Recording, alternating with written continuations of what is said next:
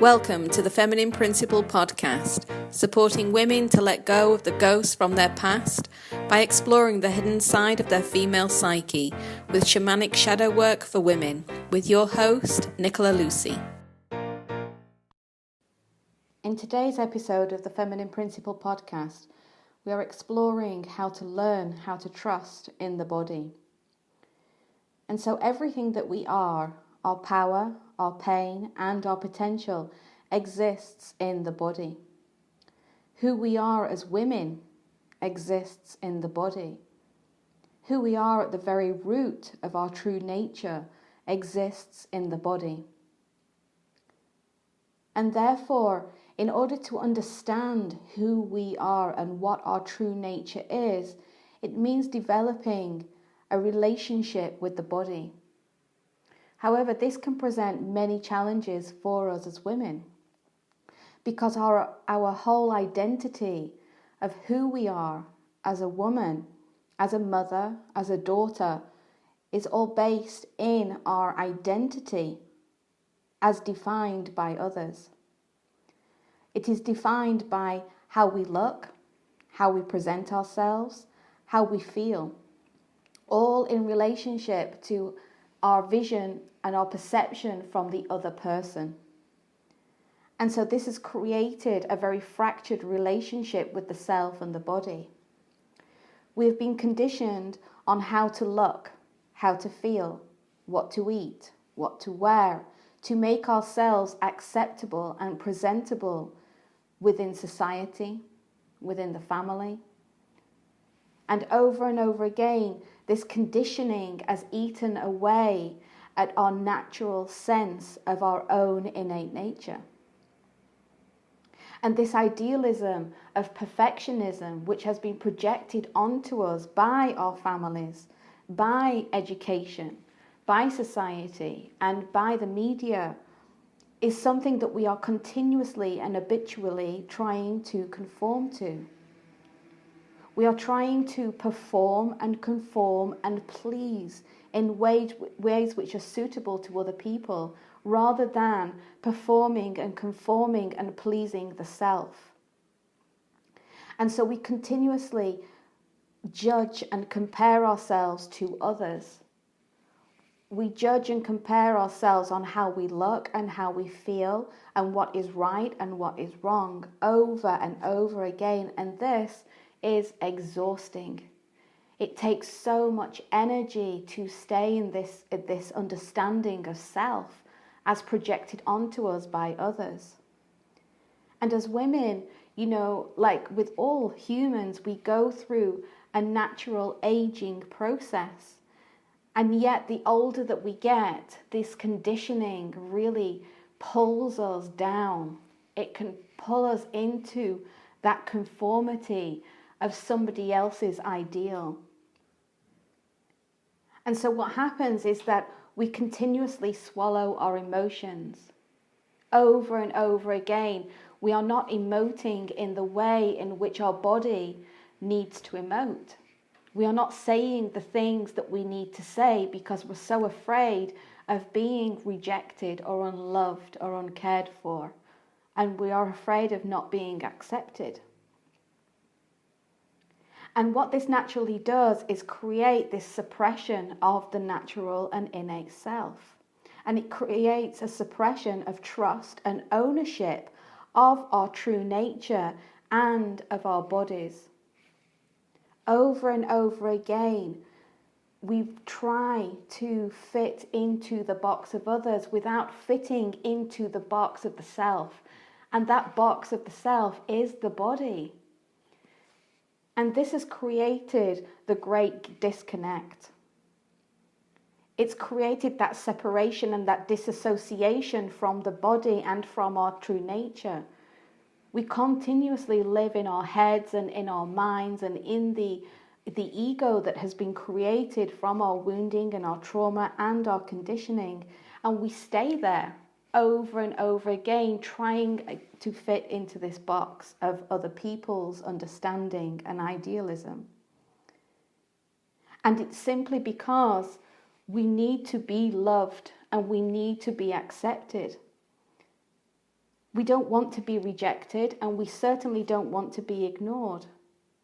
However, this continuation of our need to be accepted and loved by the other, by the external, so that we can fit in, means that we are continuously rejecting and ignoring our true and innate nature. We are not accepting who we are. We're not accepting how we look. And we're certainly not accepting how we feel. So this continuous accepting and rejecting creates this massive internal conflict and this fracturing of our very soul. However, this internal conflict that is this battle going on inside the self is simply showing us what needs to change from the inside. And it's also showing us how we now need to redefine the relationship that we have with the self and with our bodies. We need to change the communication and the dialogue that we are having with our bodies, with our emotions. We're needing to respond and to listen in a very different way. And so the more that we engage in changing the communication and changing the dialogue that we have with the self, we are able to tap into who we are as women at the soul level, at the root level. And when we change that dialogue, we're then starting to reclaim our personal power to really own who we are, to be able to own how we look, flaws, scars, and everything else, all of our pain, everything, so that we can then reclaim also how we feel on the inside, no longer making excuses for feeling a particular way. And so there are a few ways in which we can take this step forward to really start tapping into who we are beneath the surface and redefining that relationship we have with the self and with the body so that we can develop more trust in the self and in the body. And so the body is always communicating to us at every given moment. It is responding to external stimuli, and we are either reacting to it unconsciously or we are responding to it from heart-centered awareness. And so one of the keys to begin this journey is to really be present with the emotions. The emotions are happening in the body. They are not happening anywhere else. They are happening within us. And for most people, this understanding is that the emotions are simply coming from the mind and the thoughts and the beliefs. However, those emotions are actually felt in the body before we feel them and understand them in the mind. And so the more that we are able to be present with our emotions and accept that that is how we feel, it changes the whole landscape of the way in which we then respond to those triggers. And over again, those imbalances in our emotions, because we are not validating them, we are not accepting them, we are not owning them, and therefore they are owning and controlling us because they keep asking for our attention because they keep getting triggered, and therefore they will keep getting triggered until we step into relationship with them. And so feeling those emotions on the body, we can explore where those emotions are actually stored in the body. What parts of our body are suffering because we are not paying attention to those emotions. And so when we don't pay attention to those emotions and we just keep burying them and stuffing them down and not digesting them and just allowing them to continuously rule and run our life, they then manifest as symptoms, as physical symptoms. The biology of the body starts to kick in and say, hey, wait a second, because we're not dealing with this, now the body is starting to come out of balance. It cannot function properly. It cannot function according to our own innate nature. And so this is when we start to really be affected by what is suppressed in the body. The symptoms, whether they are acute symptoms or chronic symptoms, whether that's a headache, a backache, or whether that is increased anxiety and stress, these are all symptoms of an underlying challenge that has come out of balance within the body. Disease and disorders, of which there are many across the realm. But when we even break down those two words, it's showing us that there is an imbalance. Dis-ease, disorder. Something is not easy within the body, it's not flowing. Something is not in order in the body, it's out of balance. And so what we do is we stick these labels on because we need those labels to determine what is physically wrong with us. However, we can then become over-identified with the label of that disease or that disorder. And it becomes so much part of our identity, and it becomes separate from the self. And yet that disease or that disorder is happening within our body. It's happening inside of us. And so that's how we then start to come back into right relationship. And that's how we start to change the dialogue from something that is happening to us, from something external, but to something that's happening within us. And we learn how to build a relationship with it by having a conversation with the symptom, the disease, or the disorder. Finding out why it has come to teach us what is out of balance and why it is manifesting in this way, and what can we do to bring that balance back in. Why can't we have these conversations with the self? Why can't we have these conversations with something alien that is happening within the body that is triggering that imbalance? And so the more that we start to engage in this inner dialogue, this communication of listening and responding to the body's needs through the physical symptoms and the diseases and the disorders that we are manifesting, then we ease into a more balanced relationship with the self. And then, of course, there is the natural progression through life of how we age. And so it's only natural that as we age, we are going through a death process. We are letting go of who we thought we were and how we looked and how we felt. And the body is starting to change, to adapt to this aging process. But again, because we have been conditioned to reject the aging process, we've been conditioned to reject death, therefore we don't have a relationship with it. And so again, it creates this internal conflict within the self. The female body does change, just like the male body changes. However, the female body changes in stages because it is governed also by our blood cycle. We go through maiden, mother, and crone. And each of those stages is going through that life and that death cycle. And so when we learn how to come back into balance with that life and death cycle within the self, we start to change that dialogue, and we start to really connect with who we are and what our innate nature really and truly is. And so going through that aging process, when our bodies start to change and they may become slower and their patterns become more pronounced, we are going through that grieving process of letting go of what once was so we can step into more of our potential. But grief does come with pain. The two go hand in hand, and so we have to learn how to work with pain and be in relationship with pain to help us go to those deeper roots of our potential. Pain is a natural part of life, whether that is physical pain, emotional pain, traumatic pain. It's all part of the same aspect. We have to go through the pain to come out of the other side.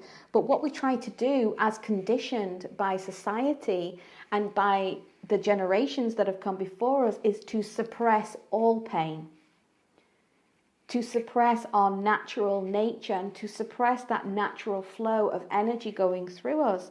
So it's no wonder that we have this continuous conflict within us. And that's the way in which we can help relieve the conflict, is by having that conversation with the deeper self, by having a conversation with the pain. However, that pain wishes to manifest. And by accepting the pain in whichever way that pain shows itself, we are starting to accept it in a way in which we feel that acceptance. Because for as long as we keep rejecting the pain, we are not accepting it. And again, that internal conflict just creates more and more pain. And so what we don't accept, we are rejecting.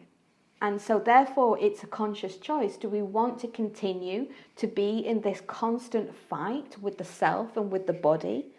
Or do we slowly want to start coming into acceptance of how the body is revealing to us any imbalances and revealing to us how we are going through that aging process?